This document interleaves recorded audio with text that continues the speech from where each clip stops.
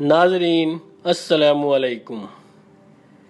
میں سب سے پہلے دنیا بھر کے مسلمانوں کو مبارکباد دینا چاہتا ہوں۔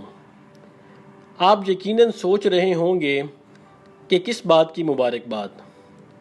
ناظرین، بات یہ ہے کہ اسلام کے غالب آنے کا سنہری وقت بہت قریب ہے۔ اس حوالے سے طیب اردگان نے جو اقدام اٹھائے ہیں وہ قابل ستائش ہیں۔ طیب اردگان نے ہاگا صوفیہ میوزیم کو مسجد میں تبدیل کر دیا ہے۔ یہ صرف ایک میوزیم اور مسجد کا معاملہ نہیں ہے، بلکہ یہ اسلام کے عروج اور کفار کے زوال کی طرف پیش قدمی ہے۔ میں آپ کو بتاتا چلوں کہ خلافت عثمانیہ کا قسطنطینیہ یعنی کہ آج کا استنبول فتح کرنے سے پہلے ہاگا صوفیہ ایک چرچ تھا۔ عیسائیوں کا ایمان تھا کہ جب تک ہاگا صوفیہ چرچ قائم ہے عیسائیوں کو فتح حاصل ہوتی رہے گی۔ ان کا ماننا تھا کہ دنیا میں عیسائیت اسی چرچ کی وجہ سے قائم ہے۔ جب قسطنطینیہ یعنی کہ آج کے استنبول پر سلطان نے حملہ کیا تو عیسائی ہاگا صوفیہ چرچ میں جا کر چھپ گئے تھے۔ سلطان نے چرچ فتح کیا اور اسے مسجد میں تبدیل کر دیا۔ چرچ کے مسجد میں تبدیل ہونے سے عیسائیوں کے حوصلے ٹوٹ گئے اور انہوں نے باقاعدہ ہار تسلیم کر لی۔ وقت بہت اچھا گزر رہا تھا کہ پھر سن 1935 آ گیا۔ خلافت عثمانیہ ختم ہو گئی۔ ہاگا صوفیہ کو مسجد سے تبدیل کر کے میوزیم میں بدل دیا گیا۔ 85 سال تک اس مسجد میں اذان نہیں دی گئی۔ طیب اردگان پوری دنیا میں خلافت عثمانیہ دوبارہ رائج کرنے کے خواہاں ہیں اور اللہ بھی ان کا ساتھ دے رہا ہے۔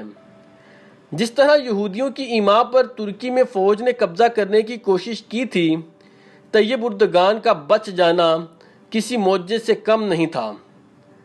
کفار نے تو طیب اردگان کا قصہ ختم کر دیا تھا، لیکن وہ کہتے ہیں نا کہ جب اللہ آپ کے ساتھ ہو تو دنیا کی کوئی طاقت آپ کو نقصان نہیں پہنچا سکتی۔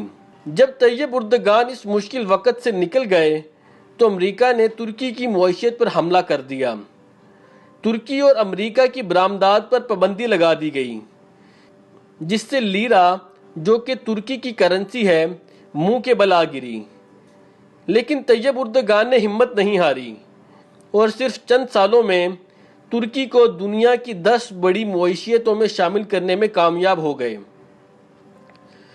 یاد رہے کہ طیب اردگان نے جب ترکی کی معیشت سنبھالی تھی تو اس وقت ترکی IMF کا مقروض تھا، اور آج صورتحال یہ ہے کہ ترکی IMF کو قرض دیتا ہے۔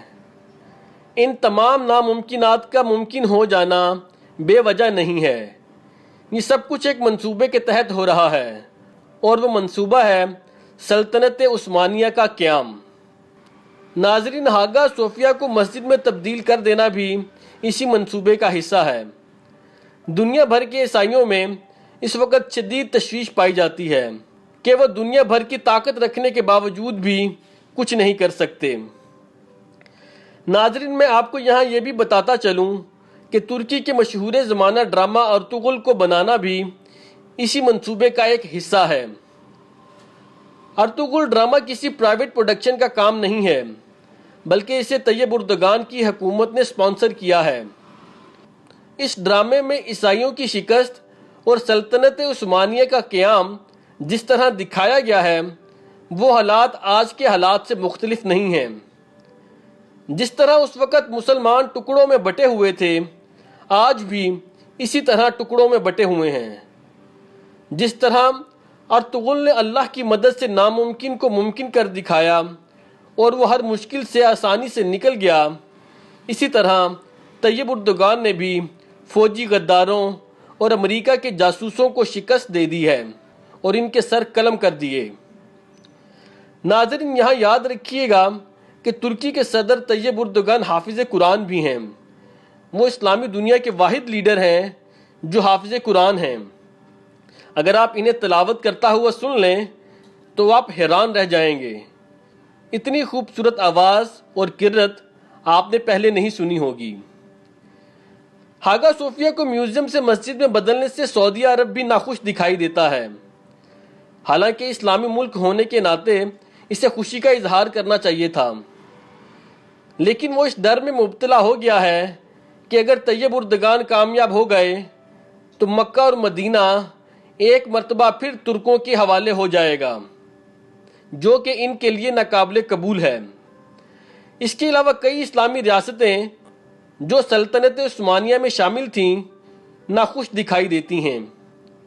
انہیں بھی ڈر ہے کہ ہماری حکومتیں ختم ہو جائیں گی، لیکن ان کے خوش یا ناخوش ہونے سے کچھ نہیں ہوتا، وہی ہوتا ہے جو منظور خدا ہوتا ہے۔ ناظرین، اگر آپ کو یہ ویڈیو پسند آئی ہے تو اسے لائک اور شیئر کریں اور میرے چینل کو سبسکرائب کر دیں۔ شکریہ۔